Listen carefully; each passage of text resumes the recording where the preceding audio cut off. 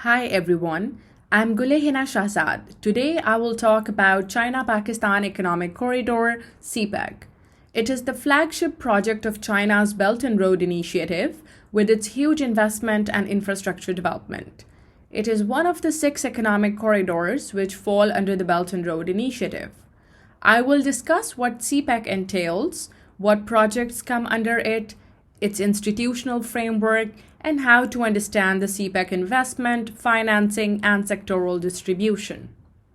Pakistan, officially the Islamic Republic of Pakistan, is a prominent country in South Asia, situated at the cusp of the Arabian Sea and Gulf of Oman in the south. It has neighboring India to the east, China to the northeast, Afghanistan to the west, and Iran to the southwest. Pakistan has population of over 220 million people, covering the area of around 881,000 square kilometers. Pakistan gained independence in 1947, and it has 4 provinces of Punjab, Sindh, Balochistan, and Khyber Pakhtunkhwa, 1 federally administrated Islamabad Capital Territory, and 2 administratively autonomous territories of Gilgit-Baltistan and Azad Jammu and Kashmir. Being one of the developing economies in Asia, Pakistan is the 22nd largest in the world in terms of purchasing power parity and 42nd largest in terms of nominal GDP.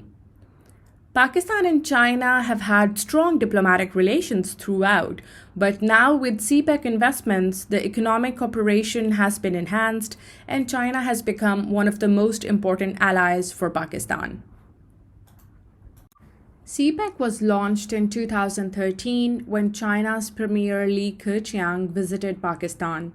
Later in April 2015, during the Chinese President Xi Jinping's state visit to Pakistan, more than 50 memorandums of understanding were signed with an initial investment of $46 billion and now it stands to be around $62 billion as of 2017.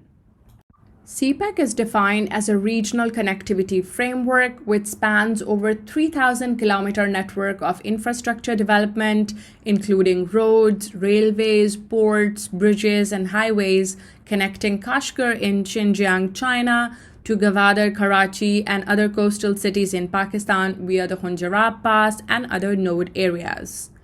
This map from the National Highway Authority of the Government of Pakistan displays the CPEC routes with 4 different alignments of connectivity. The northern alignment starts from the Khunjerab Pass and continues until Burhan. The western alignment connects through Dera Ismail Khan down to Gwadar. The central alignment passes through Dera Ismail Khan to Basima and connecting to Gwadar. The eastern alignment passes through central Punjab and Sindh provinces and connects the cities of Peshawar, Islamabad, Lahore, Multan, Sakkar to Karachi.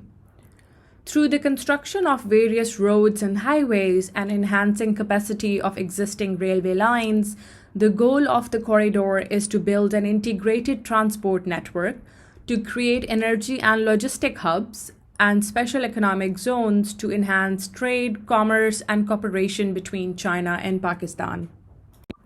In the long-term plan for CPEC, which was signed in 2017 by both governments, it highlights different phases of CPEC.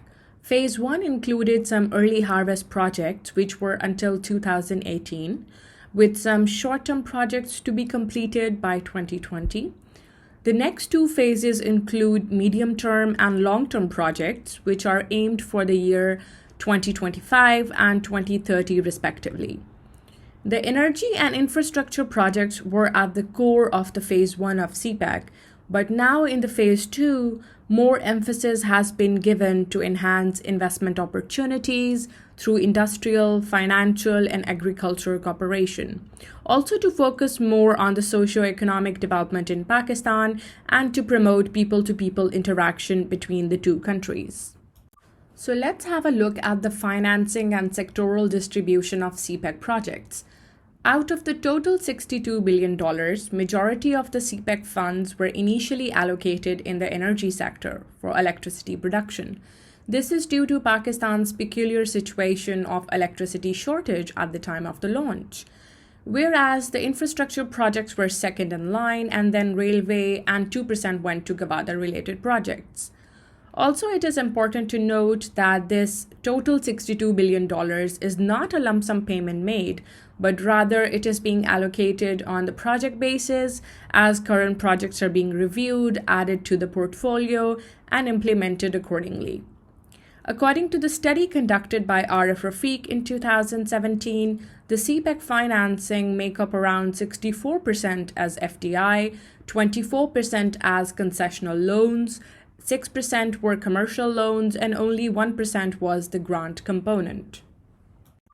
As of December 2018, the total value of initiated and completed CPEC projects was around $18.9 billion, according to the Chinese embassy in Islamabad.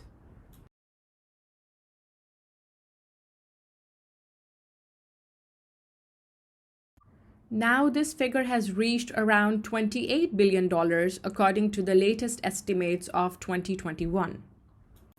So, what is the institutional framework of CPEC and how does it work? As CPEC is the most institutionally embedded integrated framework for planning and implementation out of all the BRI projects, it is imperative to understand its institutional setup. CPEC is coordinated between the two governments, and the Joint Cooperation Committee (JCC) has been established with its secretariats in the National Development and Reform Commission in Beijing and the Ministry of Planning, Development and Reform in Islamabad. The Joint Cooperation Committee (JCC) provides interministerial coordination for CPEC projects with its 8 joint working groups, which has been increased to 10 with the addition of Joint Working Group on Agriculture and Science and Technology. By holding regular sessions, the JCC consults with relevant ministries and reviews the progress, discusses and reaches agreements for the implementation of CPEC projects. The 9th JCC meeting was held in November 2019, and last year on October 15, Federal Minister for Planning, Development and Special Initiatives Asad Umar chaired a consultative meeting to review the preparations for the upcoming 10th JCC meeting in Islamabad. Another important institution is the CPEC Authority, which was established in October 2019 in Pakistan by the Presidential Ordinance. It is currently being chaired by Asim Salim Bajwa, and the aim of CPEC Authority is to centralize and oversee the fast-track implementation of CPEC projects and to find new drivers of growth for regional and global connectivity. This pamphlet highlights the CPEC achievements during the 9th JCC meeting. The Phase 1 helped to remove major economic bottlenecks in infrastructure and energy sector in Pakistan, adding a total of 17,045 megawatts of electricity with 9 completed projects, 8 projects under construction, and 4 planned projects. For CPEC Phase 2, the industrial cooperation centers upon the construction of special economic zones.